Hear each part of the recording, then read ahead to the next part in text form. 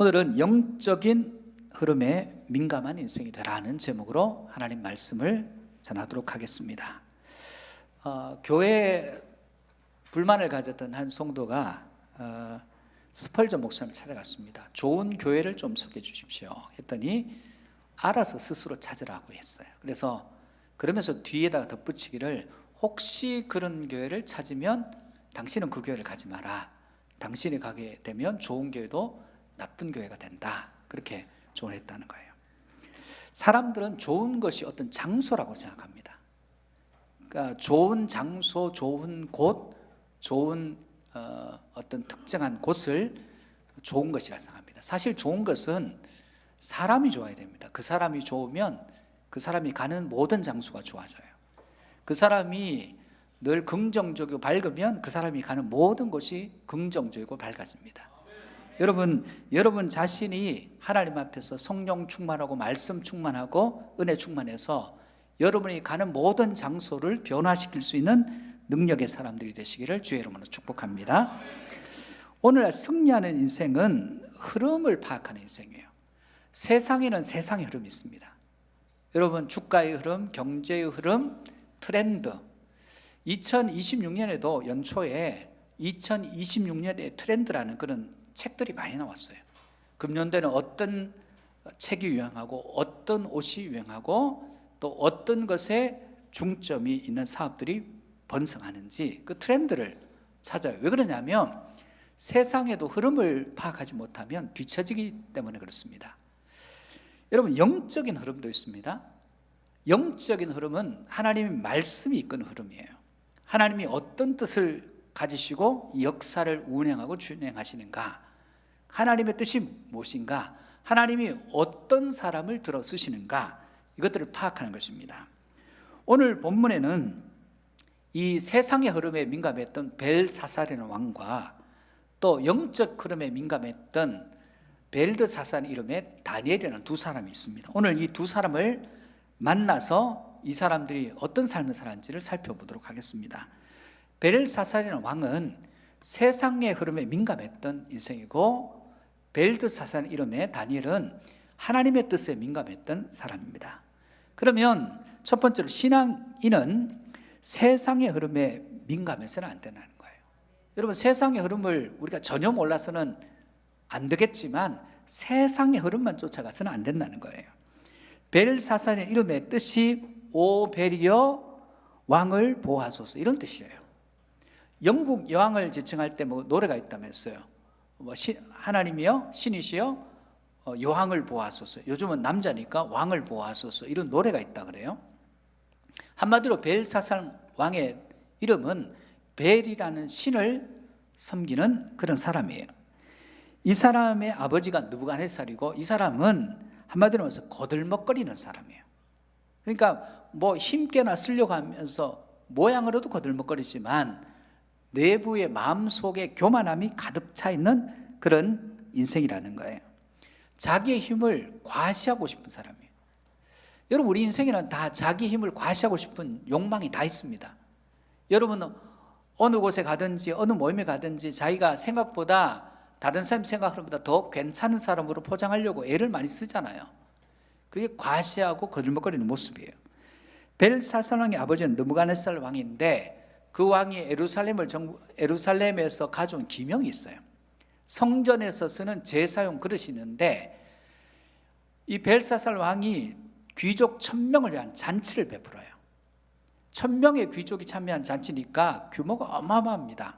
그런데 거기에서 왕의 위엄, 나는 이렇게 엄청난 잔치를 배설할 수 있는 그런 큰 사람이야, 이렇게 자랑하는데, 인간에게서는 그 사람보다 더 높은 사람이 없으니까 자랑할 게 없으니까, 그 다음에 영적으로 교만하니까 이제는 신들보다 더 나은 존재라고 자랑하기 위해서는 다른 나라에서 그 신전에서 가져온 그릇을 갖다가 가져놓고 귀족들과 왕후 귀빈들과 함께 술을 부어서 마시면서 나는 신보다 더 뛰어난 존재하면서 그렇게 자랑하기 시작했어요. 거기서 그치지 않고 자기들이 만든 신, 금, 은, 돌로 만든, 나무로 만든 그 신상들을 찬양하기 시작해요. 여러분, 세상의 흐름은 전부 보이는 거예요. 권력, 돈, 건강함, 그리고 어떤 자리, 이런 겁니다. 영적 흐름은 보이는 것은 아니에요. 보이지 않는 것이에요. 보이는 것을 자랑하는 것은 결국은 규모를 자랑하게 되고, 그리고 위세를 자랑할 수밖에 없습니다. 그러니까 그 교만한 마음에 기명에 성전에서 가서 그릇에 술을 붓다가 이제는 우상을 찬양하면서 하나님을 조롱하기 시작합니다.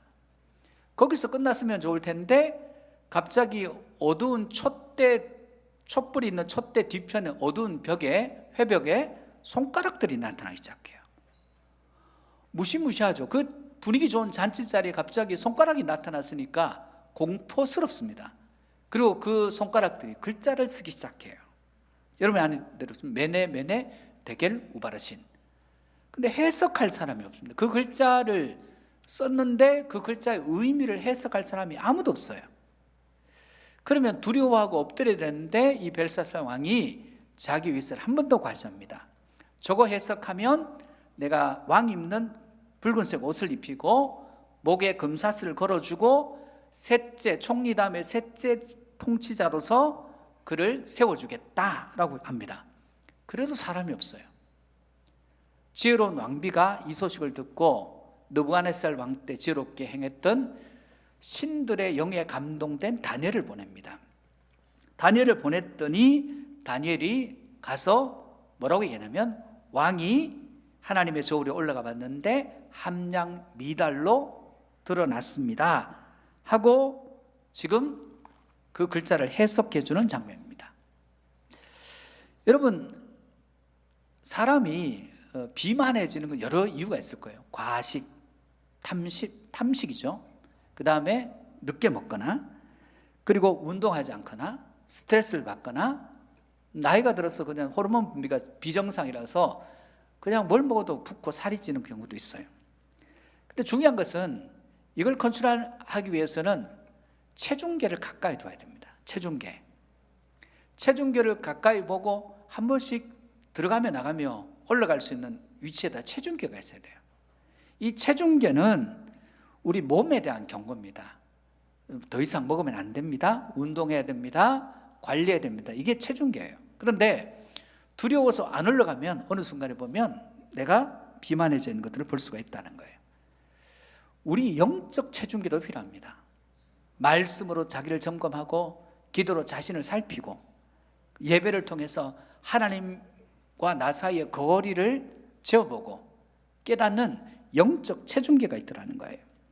그러므로 사랑하는 여러분, 오늘 본문의 얘기가 뭐냐면 이 엄청난 일이 지금 벨사살을 하나님의 영적 체중계에 올려놓는 사건입니다. 본문 20절에 그러면 이러한 경고를 받은 그가 어떤 일을 할까요? 20절입니다. 29절입니다. 같이 보겠습니다. 이에 벨사살이 명하여 그들이 다니엘에게 자주색 옷을 입히게 하며 금사슬을 그의 목에 걸어주고 그를 위하여 조서를 내려 나라의 셋째 통치자로 삼으니라. 이런 경고를 받았으면 회개해야죠. 함량 미달이구나, 부족하구나, 내 나라가 끝이 난다는데. 근데 회개했다는 얘기가 없어요. 왕이, 벨사살 왕이 제일 먼저 생각한 것은 내가 왕이고 약속을 했으니까 나는 약속을 지키는 왕이라는 것을 만천하에 공표하기 위해서 다니엘에게 자주색 옷을 입히고 금사슬을 걸어주고 조서를 내서 너 지금부터 오늘부터 셋째 통치자다 임명하는 겁니다. 그랬더니 어떤 결과, 회개하지 않고 자기의 위세, 자기의 처신만 생각하는 그에게 어떤 일이 났을까요? 30절에 보면 그날 밤에 갈대아 왕 벨사살이 죽임을 당했어요. 그리고 메대 사람 다리오가 나라를 얻었는데 그때 다리오는 62세였다. 오늘 그렇게 말씀이 끝납니다. 그 말 밤에 다리오 왕이 회개하지 않고 자기 생명의 끝이 났고 나라는 망했어요. 하나님께서 내가 너를 저울에 달아보고 함량 미달이고 너의 날을 끝나고 메대와 바사 사람들에게 이 날을 주겠다고 경고를 받았는데 그는 그날 기회를 주셨는데도 기회를 얻지 못했습니다. 여러분, 그는 언제나 세상의 흐름에 민감했어요. 자기에게 주어진 것이 자기 것이라 생각해요. 자기 것이 아님에도 불구하고 자기 것이라 생각합니다.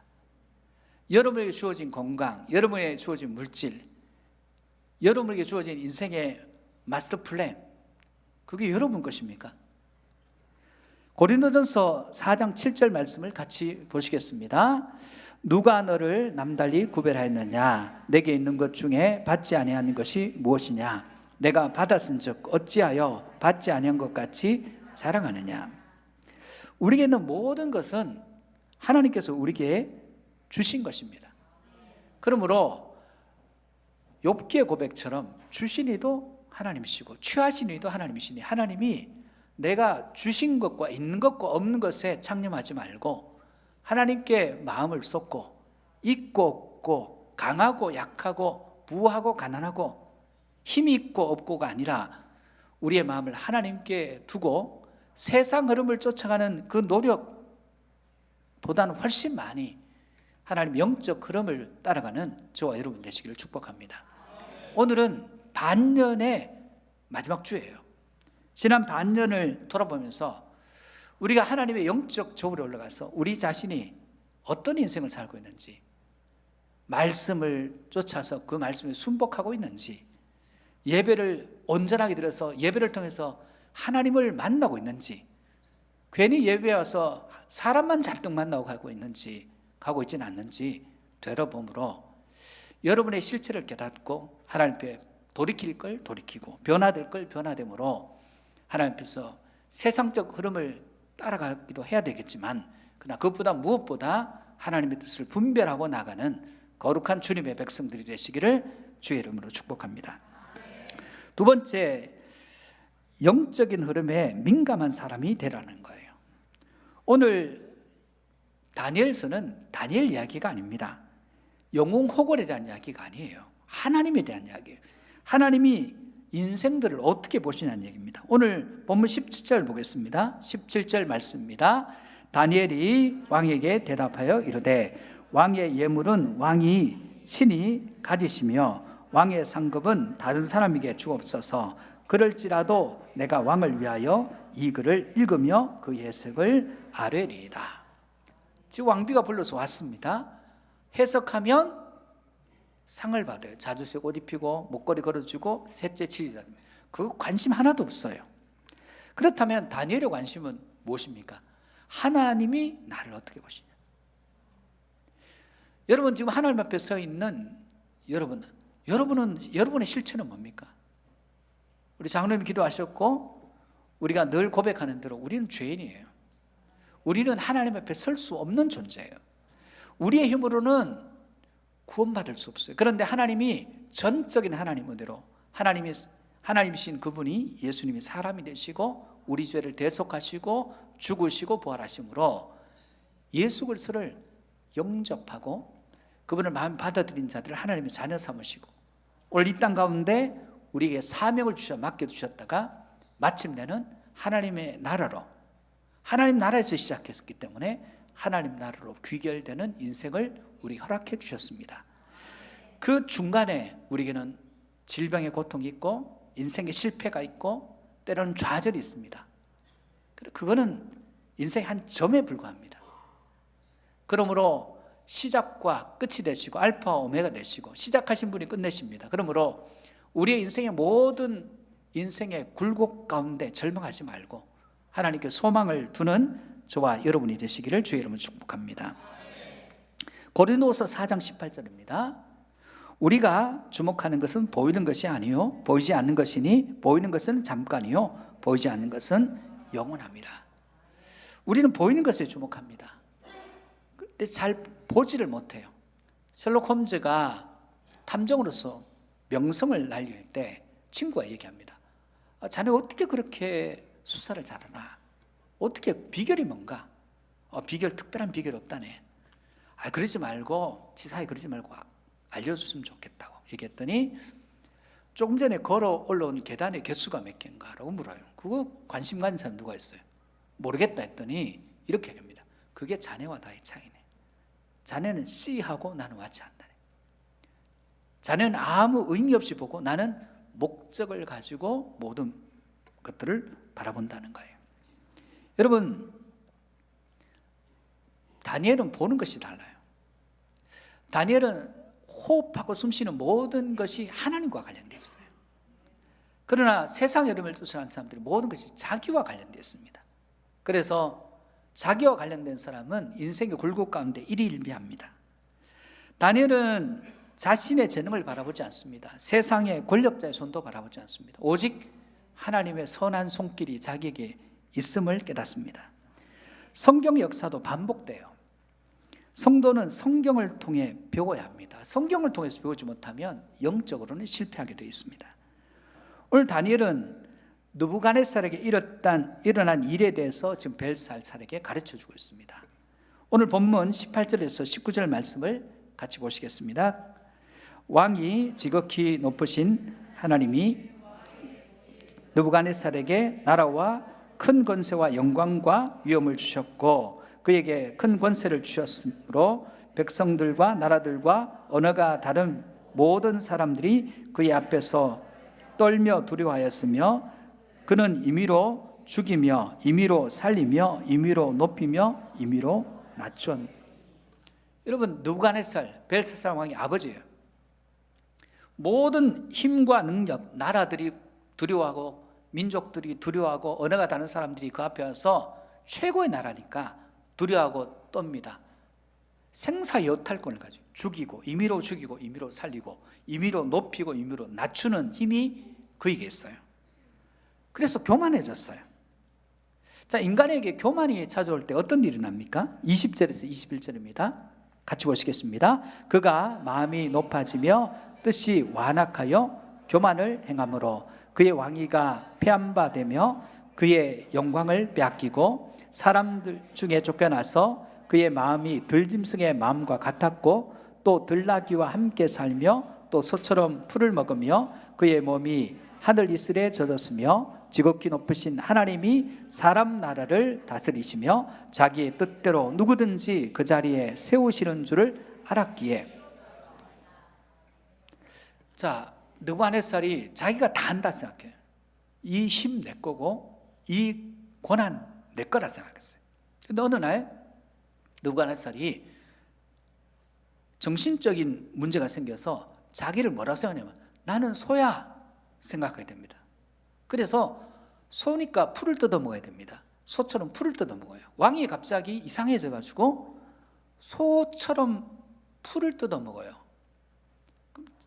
나라를 다스릴 수가 없습니다. 그래서 잠시 동안 왕의 자리를 비우게 되고 나중에 낮추신 거잖아요. 깨달아요. 지금 이야기를 왜 하겠습니까? 왕의 아들인 벨사살에게 이렇게 갑니다. 22절에서 23절입니다. 같이 보시겠습니다. 벨사살이여, 왕은 그의 아들이 되어서 이것을 다 알고도 아직도 마음을 낮추지 아니하고 도리어 자신을 하늘의 주제보다 높이며 그의 성전 그릇을 왕 앞으로 가져다가 왕과 귀족들과 왕후들과 후궁들이 다 그것으로 술을 마시고 왕이 또 보지도 듣지도 알지도 못하는 금, 은, 구리, 쇠와 나무, 돌로 만든 신상들을 찬양하고 왕의 호흡을 주장하시는 왕의 모든 길을 작정하시는 하나님께는 영광을 돌리지. 여러분, 그랬더니 왜 아버지께서 못 빼야 하는 거예요? 여러분, 우리는 앞선 세대에서 배워야 되고 성경에 실패한 사람들 통해서 배워야 됩니다. 세상 역사도 과거 역사에서 못 배운 민족은 미래가 없다면서요. 신앙도 똑같습니다. 성경에서 못 배우고 성경에서 실패한 사람들, 승리한 사람들을 통해서 우리가 배우지 못하면 배울 데가 없어요. 여러분, 교만한 결과가 무엇이에요?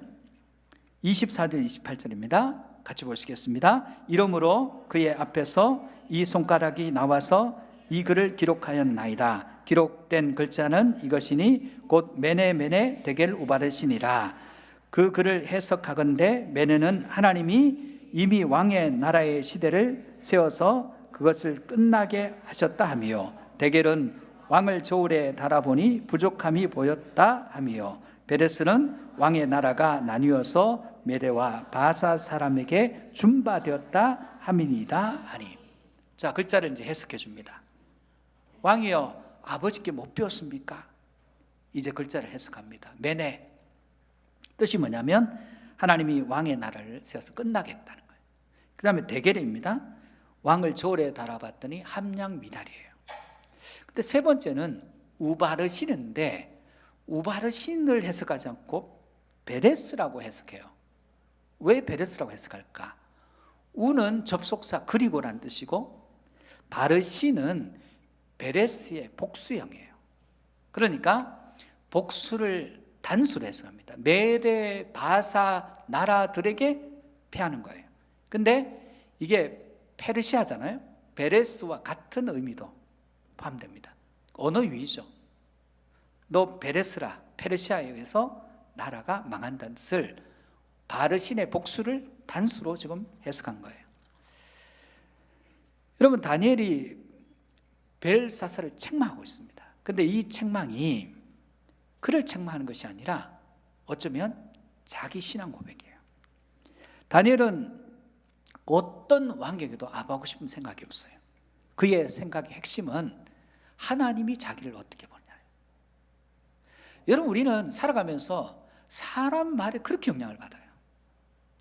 사람의 시선을 그렇게 신경 씁니다. 그런데 하나님의 말씀과 하나님의 시선은 신경을 안 써요. 하나님이 어떻게 나한테 말씀하시는지, 하나님이 지금 나를 어떻게 보시는지 별로 관심이 없어요. 사람들이 나를 어떤 교인으로 평가하는지, 어떤 목사로 평가하는지, 어떤 장로로 평가하는지 관심이 많아요. 하나님이 나를 어떻게 보시냐 별로 관심이 없습니다. 세상에도 일정한 흐름이 있어요. 세상에도 흐름을 알아야 그 분야에서 승리합니다. 그렇다면 영적인 부분의 영의 세계는, 세상은 다 보이는 세계예요. 보이는 세계 다 보여요. 영의 세계는 보이는 세계가 아닙니다. 그래서 영적 흐름을 쫓아가기 위해서는 말씀을 깊이 묵상하고 그 말씀 붙들고 하나님께 기도하지 않고는, 성령님을 의지하지 않고는 그 길을 알 수도 볼 수도 없어요. 그럼 성도 여러분, 우리가 마음을 쏟아야 되는 것은 하나님의 마음과 하나님의 뜻입니다. 다니엘은 이걸 중점에 두고 살았어요. 다니엘의 전기가 아닙니다. 다니엘서는 전적으로 하나님의 위대하심이에요. 다니엘서의 핵심이 뭐냐면 다니엘의 신실함 아닙니다. 하나님의 신실함이에요. 여러분, 성경의 위대한 사람들의 이야기는 그들의 이야기가 아니라 하나님이 그들을 향한 신실함이세요. 여러분, 하나님은 여러분께 신실하신 하나님이십니다. 하나님이 여러분을 외면한 것처럼 보이고 멀리 서신 것처럼 보이지만 하나님은 사실은 가까이 계셔요. 그 하나님께 부르짖는 인생이 되시기를 축복합니다. 여러분, 다니엘은 자기 나라를 멸망시키고 자기 도성을 멸망시키고 자기를 포로로 잡아갔고 자기에게 사자굴에 들어가고 사형 선고를 내렸던 왕보다 오래 살았어요.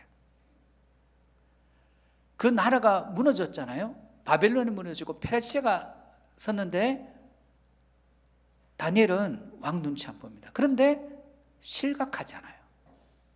여러분, 정치인들이 줄을 잘 서야 돼요. 줄 한 번 잘못 서면 그냥 날아갑니다. 그래서 위에 사람 잘 떠받들어 가지고 뭐 한 자리 차지하는 거예요. 눈치 정말 많이 봐요. 근데 다니엘은 눈치 안 봐요. 사람 눈치 안 봅니다. 세상 흐름 쫓아가지 않습니다. 하나님이 자기를 어떻게 보시나, 권력자가 어떻게 보든 그 하나님 앞에 하루 세번 기도합니다. 어떤 상황 가운데도 하나님의 뜻을 자기의 삶을 통해서 구현하려고 하더라는 거예요. 그래서 우리가 아는 다니엘이 됐어요. 오늘날 정치적으로 사상가가 없어요. 우리나라에 사상가라 할 만한 정치인들이 안 나와요. 목회자들 중에도 기독교 사상가라 할 만한 사람들이 지금 잘 안 나와요. 퇴계, 이황, 율곡이 사상가들입니다. 우암, 송시열 이런 사람들 사상가들입니다. 그 분야에서 최고로 체계화된 사상을 가진 사람이에요. 오늘날 왜 안 나오죠? 책을 안 읽습니다.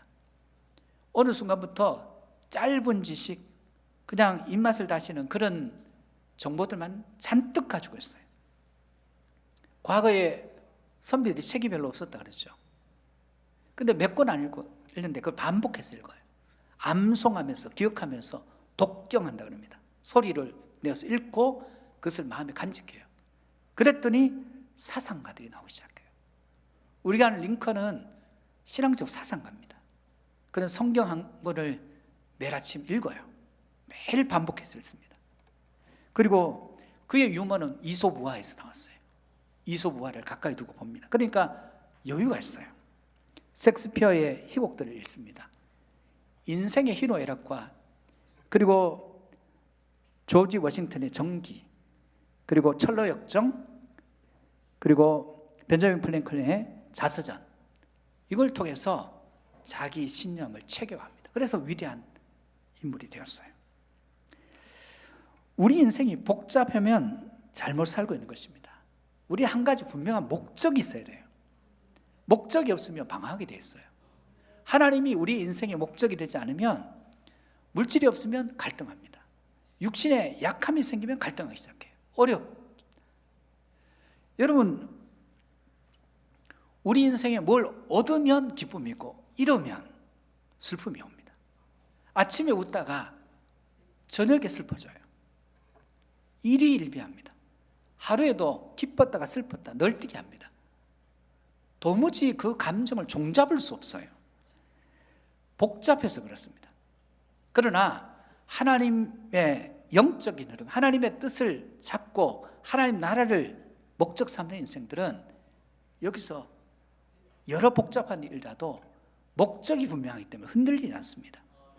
여러분, 도대체 세상의 어느 장단에 여러분의 인생을 맞춰야 될까요?